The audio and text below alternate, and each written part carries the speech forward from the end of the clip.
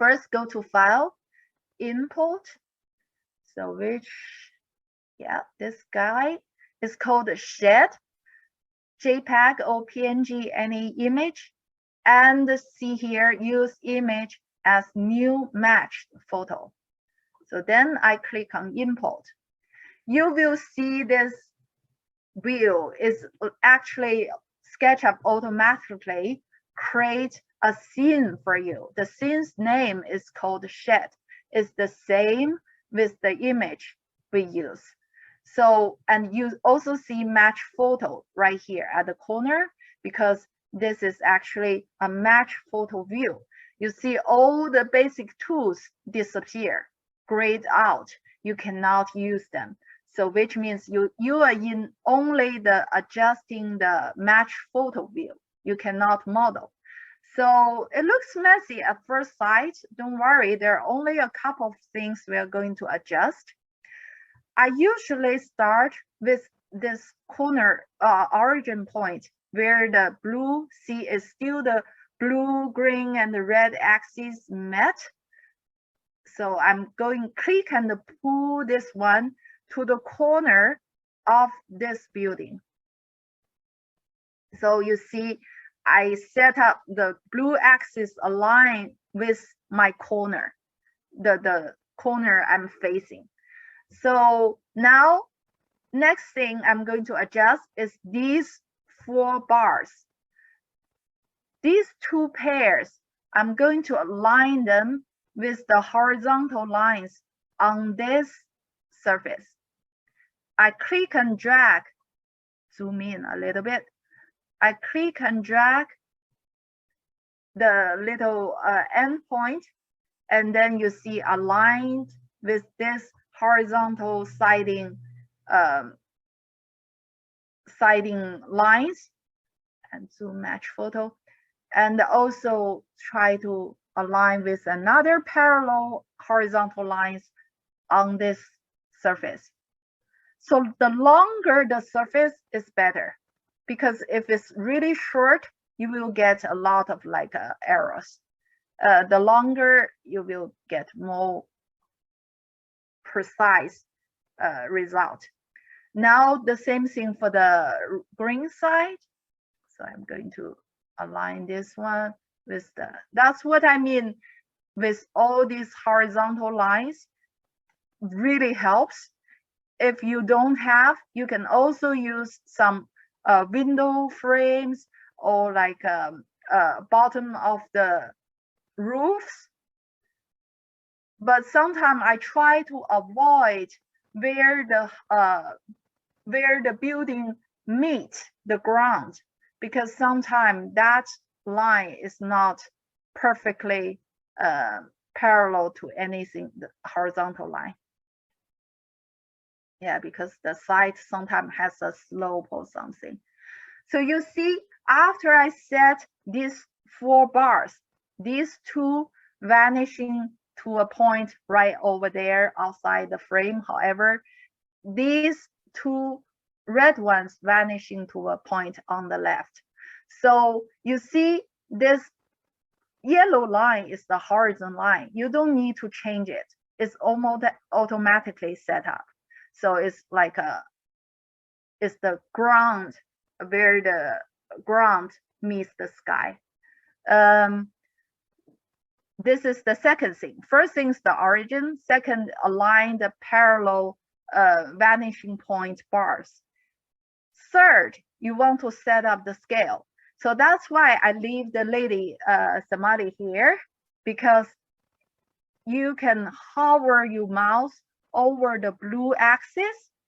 When they change to a pair of arrow, you see the black arrow, you can click and drag, use the left mouse button, click and drag to scale this scale figure bigger and smaller. That's how you set up the scale.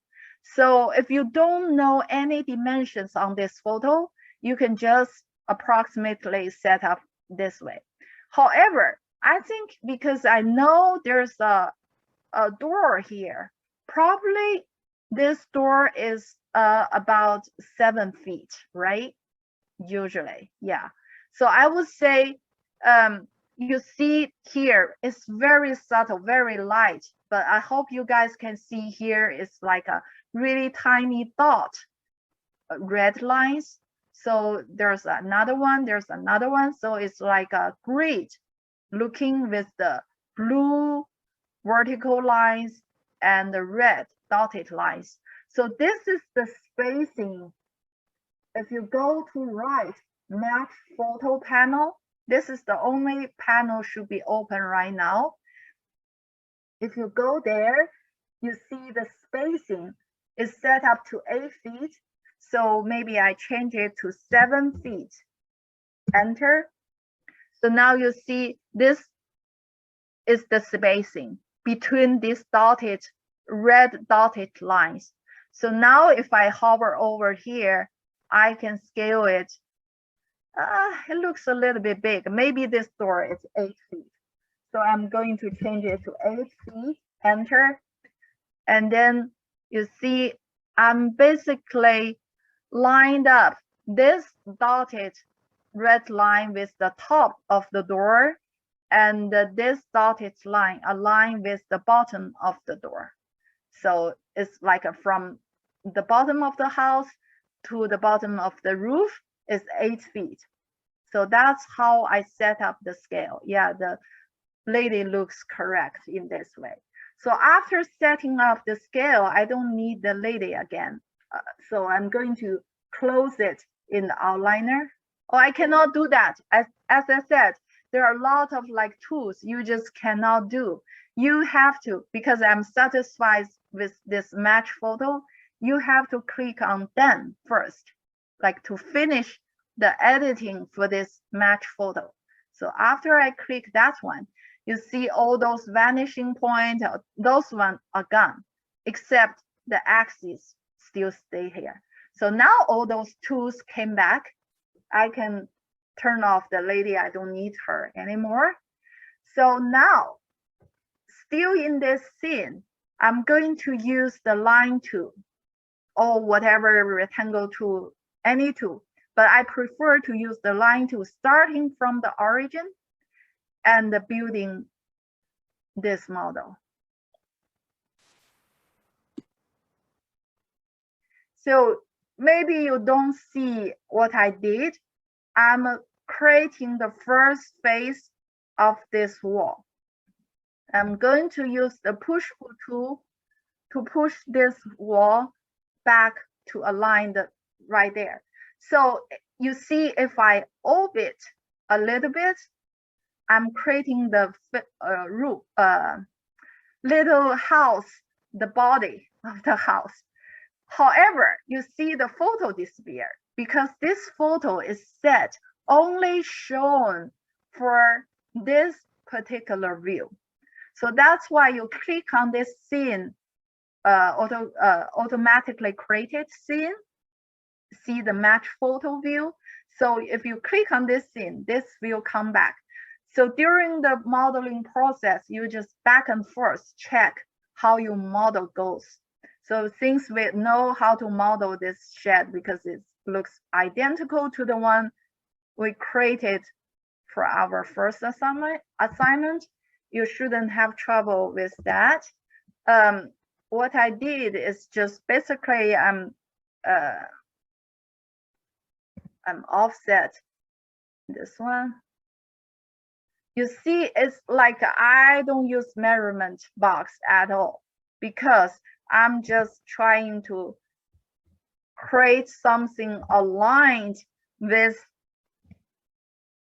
this photo image.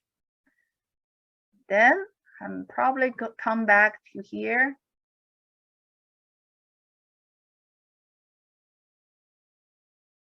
So nothing precise. It's just trying to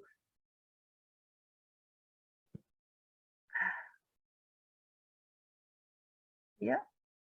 Oops. I'm going to just trace one of the to heal this side. Yeah.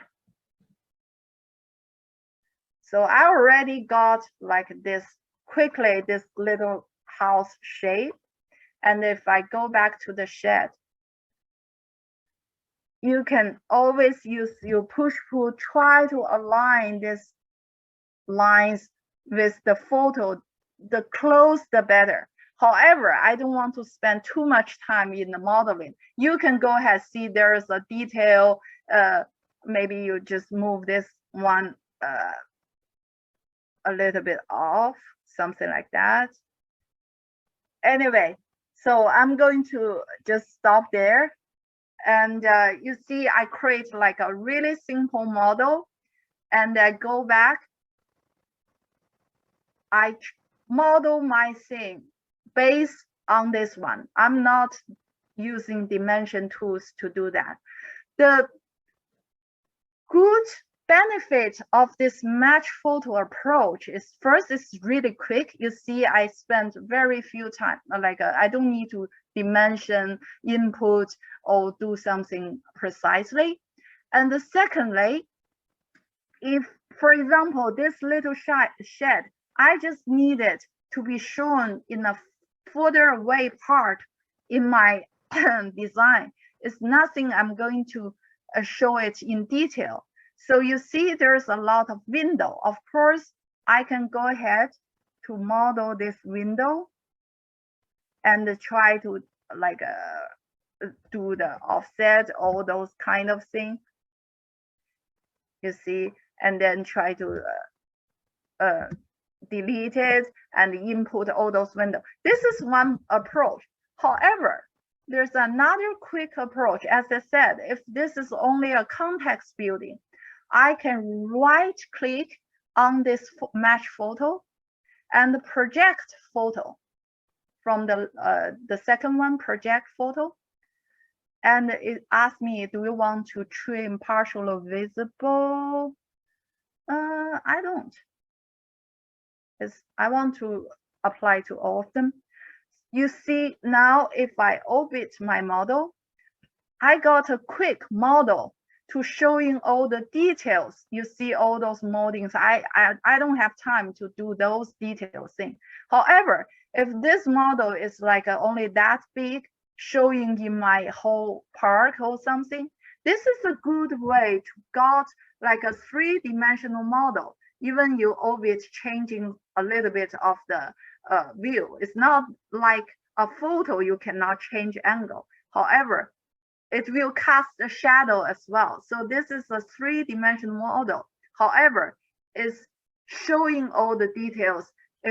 Especially if it's an existing old structure, this is a quick way to build some surrounding context models.